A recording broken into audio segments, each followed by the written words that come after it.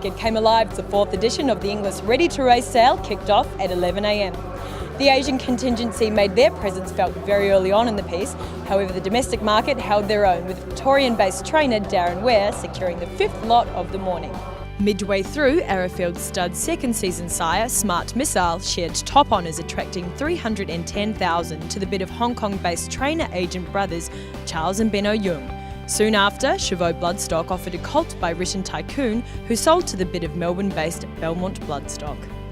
For the second time this year, Lot 61 by Street Cry out of the stakes-placed mare Prairie Star entered the Newmarket sale ring in dominant style. Purchased as a yearling by Dean Harvey of Baystone Farm for $100,000 from the 2016 Inglis Easter yearling sale, this colt is the half-brother to Henry Dwyer's Group 3 placed filly Leotie. Leotie lines up at Caulfield this Saturday to contest the Group 1 1,000 guineas over a mile. Not only was this the second time we witnessed this colt go through the Inglis sale ring, but it was also the second time Yulong Investments and Darren Ware teamed up at an Inglis Ready to Race sale. Last year, the dynamic duo purchased the top lot for $540,000.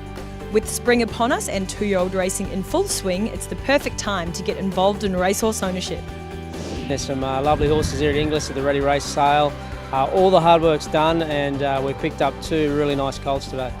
You've picked up the Fox Wedge there from Lauriston Thoroughbreds. What did you like about him and who will be training that one? Funny enough, we really liked him at the Scone sale, so we missed out there, and we brought him here. He's a sharp colt, breezed up really well, and he's from the family of Racing to Win, so he's going to not a lot of time to wait for this bloke. He'll get up and run, and the new owners that come in are going to enjoy some two-year-old racing with him. So it's been a really good sale for us. You get to see them move. We love to see their action on the track, and the owners love to get into a horse with no time to wait. Owners hate waiting, so it's a great way to get in and race straight away. Mark, 4 years ago, Inglis announced this Ready to Race concept. What are your thoughts on how it's developing? Well, Tanita, it's worth just looking back why we introduced the Ready to Race concept about 4 years ago. Of course, there are other parts of the world that have been conducting breeze-up sales very successfully, particularly in Europe and North America for some time. And we're also seeing a lot of domestic money going out of the country, a lot of impatient owners here in Australia going and buying tried horses in Europe. And also we could see in Asia there's a lot of impatient owners, they want horses up and going, and there was plenty of money available for them. So we thought we just needed to have that product available to the marketplace. And when we announced the Ready to Race concept 4 years ago, we said we were going to be doing it differently. We were going to focus on quality, that it'd be selective, and it would really get behind driving it. And it was a long-term goal to introduce a totally new product to the Australian marketplace. So that's what we set out to do. I think we're making progress in that area. Clearly we've still got a long way to go to be right up there with the best in the world in this area, but I'm confident we'll get there. Some telling signs of progress, Tanita, would be that last year's gross sales were 6.4 million. This year we're just sitting under 9 million with the number of private sales still in play. So that's good growth. You know, it's not easy to find new buyers for that incremental spend in this new sector, but I'm confident we're heading in the right direction.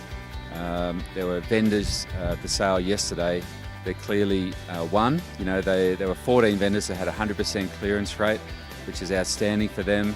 Quite a few of them made very healthy profits, and there are others that struggled a little bit, to be frank, and we're still working on selling some of their horses. So the vendors have got a little bit to learn, and we still have a bit to learn, and we've still got a marketplace that needs to be fully developed. As you touched on, a little bit of learning to go, but there were many highlights from yesterday. Yeah, there were, and I mentioned a couple of them about the clearance rate. You know, we're sitting at around the 70% mark across the board, but for 14 vendors to clear all of their draft is fabulous.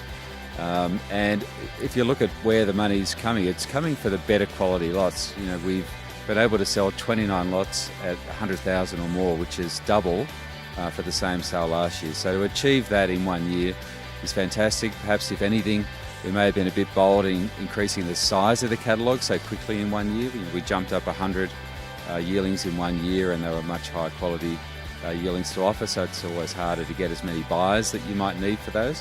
But we did work very hard at getting extra buyers. Anyone looking through the result sheets would see that the leading buyer this year came from Thailand, a completely new buyer. that Peter Hegney's been able to foster. We've been able to get new buyers from China. The Beijing Racing Club bought 6 lots. Korea were very active, Macau were active, and also domestically. I mean, I know a lot of people think this sale tonight is only for the Asian buyers, but as I said at the start, we wanted to try and keep that domestic money here at home rather than heading off to buy tried horses in other parts of the world. So to see trainers like David Hayes and Darren Weir, Bjorn Baker, Jason Coyle spending up, and syndicators like Scott Darby from Derby Racing. You know, it's great to see these people investing, and they've got confidence in our product and really getting behind us. Do I want more? Yes, I do. I'd like to see more of the domestic buyers get behind it. Not only the trainers and syndicators, but also the stud farms, because this type of sale stimulates the whole yearling market. And we saw this year the yearling market was up about 15%. And that's benefited the big stud masters, the major breeders in the country. And it'd be good for them to get involved in this sale as well and come along and support it, because it's only going to help them if it works in the long run. You know, the more buyers there are for yearlings to be pinhooked into the sale, the better it is for them and for everybody else, and it stops that money going overseas. And we'd like to see even more support next year when we go with year 5 of this Ready to Race concept.